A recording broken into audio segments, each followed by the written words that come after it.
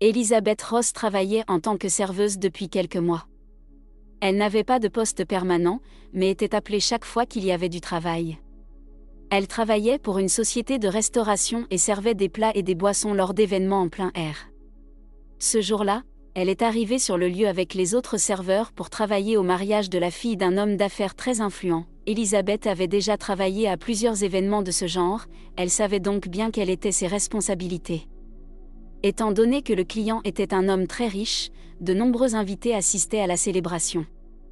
Le personnel était épuisé, courant entre les tables avec des plateaux remplis de délicieux plats et boissons. Contrairement à ses collègues, Elisabeth ne se plaignait pas de la charge de travail et des horaires irréguliers. Au contraire, elle se réjouissait de chaque dollar qu'elle pouvait gagner. La réalité était qu'elle avait 2 jeunes enfants qui l'attendaient à la maison, alors elle faisait de son mieux pour leur fournir tout ce dont ils avaient besoin. Kevin et Sally étaient le sens de la vie d'Elisabeth, et elle était prête à tout pour s'assurer qu'ils aillent bien. Son mari était décédé il y a 3 ans, ce qui avait été un coup extrêmement douloureux pour elle. Pas un jour ne passait sans qu'elle ne pense à Simon et aux jours heureux qu'ils avaient passés ensemble. Bien sûr, Elisabeth comprenait qu'il n'y avait pas de retour en arrière possible et qu'elle devait s'adapter à sa nouvelle vie. En se déplaçant entre les tables, la serveuse veillait à ce que chaque invité ait tout ce dont il avait besoin. À un moment donné, elle regarda la scène et vit le couple de mariage qui se tenait dessus. Elisabeth n'avait jamais vu la mariée de sa vie, mais le visage du marié la fit s'arrêter. Elle faillit laisser tomber son plateau de surprise. « Quoi ? Non, c'est impossible », chuchota la serveuse. La femme était tellement choquée qu'elle ne pouvait ni entendre ni voir ce qui se passait autour d'elle. Elisabeth devint pâle et des larmes se figèrent au coin de ses yeux. Les lèvres de la femme commencèrent à trembler dangereusement et elle se sentit étourdie et faible aux jambes. À cet instant, Elisabeth eut l'impression d'avoir vu un fantôme se tenant devant elle. En réalité, à côté de la mariée se trouvait nul autre que Simon Rose, son défunt mari qui était censé être mort il y a 3 ans. Il ne pouvait y avoir d'erreur, Elisabeth en était certaine à 100%. C'était définitivement son mari, après tout, 3 ans n'étaient pas suffisants pour qu'elle oublie à quoi ressemblait son propre mari. Certes, Simon avait pris un peu de poids et avait changé de coiffure, mais c'était tout ce qui avait changé chez lui. La première pensée d'Elisabeth fut de monter sur scène et d'aller au fond des choses sur le champ, mais quand elle vit la foule d'invités excités entourant les jeunes mariés, elle changea d'avis. Inutile de dire que la femme pouvait à peine faire son travail dans un état aussi agité. Elle tremblait littéralement en réalisant qu'elle avait été trompée de manière aussi éhontée. Elisabeth avait été en deuil de son mari pendant tout ce temps et se rendait sur sa tombe pour y déposer des fleurs.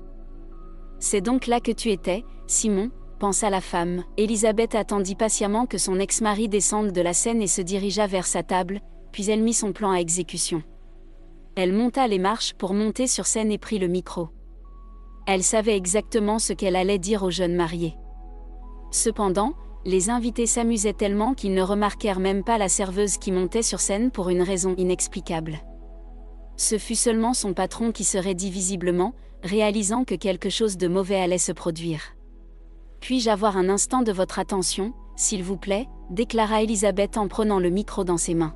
« Je tiens à féliciter Simon et sa mariée pour leur jour de mariage. Que votre vie soit remplie du genre de bonheur dont vous avez rêvé » continua Elisabeth. À ce moment-là, les invités commencèrent à grogner. La femme ne comprit la raison de leur indignation que plus tard, lorsque son patron la traîna littéralement hors de la scène et se mit à la réprimander pour ce qu'elle avait fait. « Que pensez-vous faire ? Et qui êtes-vous pour ?» Le nom du marié est Simon, Alfred Miller de son nom. C'est un homme d'affaires originaire de Miami. Pourquoi as-tu même pensé à monter sur scène ? Ton domaine d'expertise se situe ici. Entre les tables, mais il n'y avait aucune persuasion pour convaincre Elisabeth. La femme a vu la peur qui s'est brièvement affichée dans les yeux de Simon, ce qui signifiait qu'elle avait raison. Bien sûr, l'homme a prétendu être véritablement surpris par les paroles de la serveuse et a prétendu qu'elle le confondait avec quelqu'un d'autre. Cela semblait très convaincant, mais Elisabeth savait que Simon mentait. Ce n'est pas Alfred Miller, c'est Simon Ross. La femme continuait à penser cela. Les invités ont rapidement oublié l'incident et ont continué à s'amuser en célébrant les nouveaux mariés. Après tout, les mariages sont toujours très animés, tout peut arriver. Qu'il s'agisse d'une bagarre ou d'une déclaration d'amour. Elisabeth a quitté les lieux dès qu'elle a été payée pour son travail. Le reste de la soirée s'est déroulé sans incident, mais la jeune serveuse n'a jamais eu l'occasion de s'approcher suffisamment de Simon pour lui parler. Pendant ce temps, il ne montrait aucun désir de le faire. La femme a donc décidé de remettre à plus tard la résolution de cette énigme. Après tout, elle avait 2 enfants qui l'attendaient chez elle, et ils aimaient leur mère de tout leur cœur. En rentrant chez elle, Elisabeth a décidé de faire un détour par le magasin pour acheter des friandises à Kevin et Sally. Elle savait que son fils aimait la barbe à papa tandis que sa fille préférait la glace. Ayant choisi tout ce dont elle avait besoin, la femme s'est dirigée vers la caisse et a posé ses achats sur le comptoir. Malheureusement, lorsqu'Elisabeth a fouillé dans sa poche pour sortir l'argent, elle s'est rendue compte qu'elle avait perdu le billet qu'elle avait reçu de son patron. C'est alors seulement qu'Elisabeth a réalisé qu'elle était en difficulté. Lorsque la serveuse a mis l'argent dans sa poche à la fin de son service, elle n'a pas remarqué un grand trou, c'est ainsi qu'elle a perdu son salaire. « Mon Dieu, pourquoi ne l'ai-je pas tout de suite mis dans mon portefeuille ?» pensa Elisabeth, peinant à retenir ses larmes. La caissière regarda la femme qui se tenait devant elle avec une irritation à peine dissimulée et lui demanda « Allez-vous payer ? Sinon, veuillez vous écarter et ne pas bloquer la file d'attente. » Elisabeth n'avait jamais ressenti une telle honte de sa vie. Les gens dans la file commençaient à râler et la situation devenait de plus en plus désagréable. Elisabeth était prête à laisser ses achats et à sortir du magasin les mains vides. Heureusement, un jeune homme très agréable observait la situation se développer. Il s'est alors écarté de la file et s'est approché de l'aide d'Elisabeth après avoir demandé le prix de l'achat d'Elisabeth, puis il a remis sa carte de crédit à la caissière sans la moindre hésitation. « S'il vous plaît, mettez les achats de cette dame sur ma carte », a-t-il dit en appelant Elisabeth « dame ». Le stranger a involontairement illuminé sa soirée, et la jeune serveuse, rougissant profondément, ne put s'empêcher de sourire joyeusement. Elisabeth n'avait pas reçu de compliments depuis si longtemps qu'elle avait oublié ce que cela faisait. Après avoir fait passer la carte de l'homme, la caissière ricana et la lui rendit. Au plus profond de son âme, elle se sentait jalouse que ce bel homme accorde tant d'attention à une mendicité qui ne pouvait même pas payer ses propres achats. Après avoir remercié le stranger pour son aide, Elisabeth prit son sac d'épicerie et se dépêcha vers la sortie. Mais avant que la serveuse ait eu le temps de sortir, l'homme sympathique l'a rejointe. « Excusez-moi, mademoiselle, puis-je vous accompagner chez vous ? Il se fait tard et je pense qu'il pourrait être dangereux pour une jeune femme d'être dehors seule. » Elisabeth regarda dans ses yeux et haussa les épaules d'une manière indécise. En chemin vers sa maison, les jeunes gens commencèrent à parler et apprirent beaucoup de choses intéressantes l'un sur l'autre. Le sauveur d'Elisabeth s'appelait Francis Price, il était à New York pour affaires. Francis avait dit à Elisabeth qu'il était homme d'affaires et qu'il était venu dans la métropole pour un voyage d'affaires. Comme l'homme n'avait pas d'alliance à son doigt, Elisabeth en conclut qu'il n'était pas marié. L'homme confirma bientôt ses soupçons en lui disant qu'il avait perdu sa femme et sa petite-fille dans un accident de voiture il y a 5 ans. Elisabeth hocha la tête avec sympathie. Elle savait ce que ça faisait de perdre un être cher. Les jeunes appréciaient tellement de se parler qu'ils ne réalisaient même pas quand ils arrivèrent chez Elisabeth. L'homme lui serra la main poliment en prenant congé et dit au revoir. Elisabeth invita Francis à entrer, mais il refusa poliment, bien qu'il demandât le numéro de téléphone de la femme. Franchement, Elisabeth ne pensait pas qu'il se reverrait un jour, mais elle donna tout de même son numéro à l'homme. À l'intérieur, Kevin et Sally attendaient déjà leur mère et se précipitèrent immédiatement sur l'arbre qu'elle leur avait apporté. « Calmez-vous les enfants, laissez-en pour demain, » dit Elisabeth avec un sourire. Étonnamment, elle ne se sentait pas si mal d'avoir perdu l'argent qu'elle avait si durement gagné. L'incident avec Simon au mariage fut rapidement chassé de son esprit par la situation avec cet homme gentil qui était venu à son secours au magasin. Cependant, lorsqu'Elisabeth prit une douche et se coucha, les pensées de son ex-mari envahirent à nouveau son esprit. Involontairement, la femme se laissa emporter dans un voyage dans le passé, remontant à 7 ans. Lorsque tout avait commencé. Elle était étudiante en première année à l'université, étudiant l'économie. La jeune femme était confiante que sa vie serait remplie de grandes choses. Elle était venue à New York depuis une petite ville et espérait s'y installer. Les parents d'Elizabeth étaient des agriculteurs en faillite de l'Oklahoma et donc ils ne pouvaient pas beaucoup aider leur fille. Elizabeth était l'aînée de 5 enfants et elle comprenait qu'elle ne pouvait plus compter sur l'aide de ses parents pendant très longtemps. La jeune femme sentait que déménager à New York changerait sa vie, son intuition ne l'a pas trompée et bientôt une nouvelle vie a commencé pour Elizabeth. Les enseignes lumineuses, le rythme effréné de la vie et le bourdonnement incessant des voitures lui ont tourné la tête et ont littéralement rendu folle cette femme provinciale naïve. C'est alors qu'elle a rencontré Simon lors d'une des soirées étudiantes. Quand on est jeune et plein d'énergie, n'importe quel événement peut devenir une célébration de la vie, et ce jour-là ne faisait pas l'exception. Simon a tout de suite remarqué la jolie jeune femme qui restait le plus souvent à l'écart, ce qui rendait évident qu'elle n'était pas une folle. Simon était doué pour la séduire et il a rapidement conquis le cœur d'Elizabeth avec des fleurs, des cadeaux et des dîners dans des restaurants chers. Tout cela ne pouvait pas laisser indifférente cette jeune femme inexpérimentée. Au début, les jeunes étaient juste amis, mais ils ont rapidement franchi cette ligne pour devenir amants. Au début, Simon n'a pas dit à sa petite amie où il travaillait, mais quand leur relation est devenue plus intime, il lui a dit qu'il était homme d'affaires. Cependant, chaque fois qu'Elizabeth essayait d'en savoir plus sur son travail, Simon changeait toujours de sujet de conversation. Il était clair qu'il ne voulait pas parler de son travail. Avec le temps, Elizabeth a cessé de lui poser des questions à ce sujet et a simplement accepté le fait que Simon ne la laisserait pas entrer dans cette partie de sa vie, mais quand il lui a demandé de l'épouser, cela ne semblait plus lui importer. Au début, la vie avec Simon semblait être un conte de fées devenu réalité.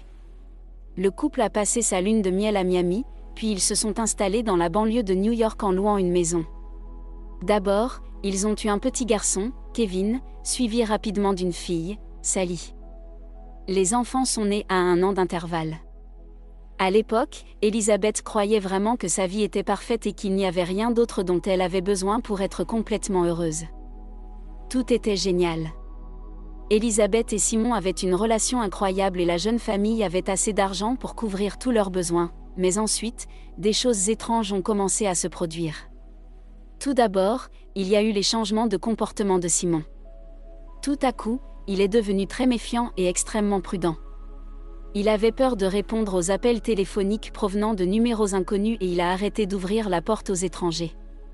Au début, Elizabeth pensait que c'était simplement une précaution. Mais elle a ensuite réalisé qu'il se passait quelque chose avec son mari. « Chérie, est-ce que tu rencontres des problèmes ?» demanda Elizabeth, essayant de lui parler, mais Simon refusa catégoriquement d'en parler, puis il disparut soudainement. Il n'y avait aucune mise en garde, Simon monta simplement dans sa voiture et partit à une réunion d'affaires. Mais lorsque Simon ne rentra pas à la maison pour le dîner, Elizabeth s'inquiéta. Il ne répondait pas au téléphone et cette femme n'avait tout simplement aucun autre moyen de le contacter. Le lendemain, Elizabeth alla voir la police, mais l'agent lui dit qu'elle devait attendre 3 jours avant de pouvoir le déclarer disparu. « Madame, il peut arriver que des hommes disparaissent temporairement sans laisser de traces et reviennent chez eux comme si de rien n'était. Il n'y a pas de raison de s'inquiéter pour le moment. » Pourtant, Elizabeth le sentait dans son cœur, quelque chose de terrible était arrivé. En fait, elle ne savait même pas si son mari était en vie ou si elle le reverrait un jour. C'est à ce moment-là qu'Elizabeth réalisa qu'elle ne savait rien de Simon. Elle ne pouvait même pas se rendre à son bureau car elle ne savait pas où il se trouvait. De plus, elle ne trouva rien dans son bureau à domicile qui pourrait l'aider à identifier son lieu de travail. À ce moment-là, une pensée intéressante vint à l'esprit d'Elizabeth, et si son mari était un escroc ? 3 jours plus tard, la police se mit à la recherche de Simon, mais ils ne le trouvèrent jamais. De plus, en plus du businessman lui-même, tout l'argent disparut des comptes de la famille et la voiture de l'homme fut trouvée à plusieurs kilomètres de la ville. Elle était garée dans la forêt et avait des vitres brisées et des portes abîmées. Lorsque les experts médico-légaux examinèrent l'intérieur de la voiture, ils trouvèrent des taches de sang sur les sièges et conclurent que le sang pouvait être celui de Simon. Bien que le corps du businessman n'ait jamais été retrouvé. Tout le monde supposait donc qu'il était mort, y compris Elizabeth, même si au départ, elle croyait vraiment que la police retrouverait Simon. Il est difficile d'imaginer que cette mère célibataire a dû endurer avant de s'habituer à sa nouvelle réalité et de trouver la force de continuer sa vie. Ce sont ses petits-enfants, Kevin et Sally, qui ont aidé Elizabeth à trouver la volonté de continuer. 3 années passèrent à la vitesse de l'éclair. Pendant ce temps, Élisabeth ne cessa de penser à Simon, qui avait tout simplement disparu de sa vie, laissant derrière lui de nombreux problèmes non résolus. La femme ne savait toujours pas où Simon travaillait ni pourquoi il avait été tué. Élisabeth ne croyait pas que son mari et maintenant, arrivée à ce mariage, elle constata qu'il était en vie et en bonne santé, debout à côté de sa riche épouse. Tout cela lui rappelait son propre mariage, lorsqu'elle se tenait également à côté de Simon et se sentait vraiment heureuse. Cependant, Élisabeth savait que s'impliquer dans la vie de son ex-mari ne résoudrait rien. Comment cela m'aiderait-il si je faisais une scène, pensa Élisabeth. Si Simon le souhaitait, il ne serait pas rentré à la maison, mais il a choisi de me laisser sans nos 2 enfants et de disparaître. Élisabeth pensa tristement cette nuit-là. La femme ne dormit pas beaucoup, toutes sortes de pensées se bousculant dans sa tête, rendant difficile la détente et le sommeil, même pour un court instant. Néanmoins, le lendemain promettait à Élisabeth de nouveaux problèmes et soucis. Après un petit déjeuner précipité, elle emmena les enfants à la garderie et remercia sa voisine de les avoir gardés la veille. Madame Donahue était une femme célibataire dans la soixantaine qui aidait Élisabeth gratuitement en jouant le rôle de nounou. Mais avant qu'Élisabeth ne s'éloigne à peine d'un demi-mille de la maison, un homme sortit de la voiture stationnée sur le côté de la rue. En se tournant, Élisabeth frissonna, c'était Simon. L'homme la reconnut et lui fit signe de monter dans la voiture. Au début, Élisabeth se sentit plutôt agitée, voire un peu effrayée, mais voyant qu'il y avait beaucoup de gens autour, elle décida d'accepter l'invitation. Bien sûr, Simon ne se jeta pas dans ses bras et ne demanda pas pardon. Au lieu de cela, il ne cessait de dire que ce n'était pas sa faute. Selon Simon, il y a 3 ans, il avait besoin d'Élisabeth réalisa que sa première intuition était juste. Simon était vraiment un escroc qui se déplaçait d'endroit en endroit pour tromper ses investisseurs juste au moment où ils étaient sur le point de le coincer. Il changeait alors de nom en se mariant pour se constituer temporairement une nouvelle famille. Ce n'était pas la première fois qu'il simule sa propre mort non plus. Combien d'ex-femmes as-tu à travers le pays, s'exclama Élisabeth. Je ne pense pas que tu aies besoin de le savoir, mais je n'ai jamais aimé quelqu'un autant que toi. Simon se dépêcha de rassurer la femme, mais Élisabeth ne doutait pas une seconde qu'il lui mentait. Elle avait finalement appris à reconnaître quand elle était trompée et ne croyait donc pas un mot de ce qui sortait de la bouche de Simon. Pendant ce temps, l'homme continuait à parler, prétendant qu'au cours de toutes ces années, il ne pensait qu'à sa famille, mais qu'il avait peur de revenir. Élisabeth écoutait tranquillement son ex-mari, et ce n'est qu'à la fin de son monologue qu'elle répondit : « À qui essaies-tu de mentir, Simon ? Tu ne reverras jamais tes enfants. Ils pensent que tu es mort et ça va rester ainsi. Tu as une nouvelle vie, un nouveau nom et une nouvelle femme, alors vis ta nouvelle vie. Mais souviens-toi qu'un jour, ton château de cartes s'effondrera et tu devras répondre devant la loi pour tout ce que tu as fait. » Simon devint pâle et commença à dire quelque chose sur le fait d'avoir laissé sa vie criminelle derrière lui. Élisabeth ne le croyait pas vraiment, mais choisit de ne pas s'y attarder. Au lieu de cela, elle sortit de la voiture et vaqua à ses occupations, laissant enfin son passé derrière elle. Elle savait maintenant qu'elle ne reverrait certainement plus jamais Simon. À chaque pas qu'elle faisait, la confiance de la femme grandissait. Pour la première fois depuis plusieurs années, elle se sentait libre. Elle n'était plus enchaînée au souvenir de son mari qui avait disparu dans des circonstances mystérieuses, laissant ses 2 jeunes enfants à sa charge. Une toute nouvelle vie attendait Élisabeth et elle savait qu'elle était destinée à trouver son véritable amour. Elle décida donc de commencer par organiser une rencontre avec l'homme gentil du magasin qui l'avait aidé à payer ses achats. Élisabeth croyait sincèrement que Cupidon travaillait pour l'aider à trouver le bonheur véritable. Francis était très heureux de revoir Élisabeth et il saisit donc cette opportunité pour l'inviter à dîner. Le premier rendez-vous fut suivi du 2e, puis du 3e. Cette fois, Élisabeth n'était pas pressée de rendre les choses officielles et n'accepta d'épouser Francis qu'1 an après leur rencontre. Vers la même époque, elle entendit à nouveau parler de Simon. Il était encore impliqué dans une autre escroquerie et se fit arrêter. Ce qui lui valut d'être mentionné dans de nombreux reportages. Élisabeth prit cela plutôt calmement, mais elle ne ressentit pas une once de sympathie pour son ex-mari. Simon avait eu ce qu'il méritait, une peine de 5 ans dans une prison d'État. En revanche, Élisabeth savourait sa vie aux côtés de Francis, qui non seulement devint son mari, mais prit également sur lui d'élever Kevin et Sally comme s'ils étaient ses propres enfants biologiques. Si vous avez aimé la vidéo, n'hésitez pas à mettre un pouce vers le haut et à la partager avec quelqu'un qui pourrait la trouver intéressante. Merci de l'avoir regardée et je vous retrouve dans la prochaine.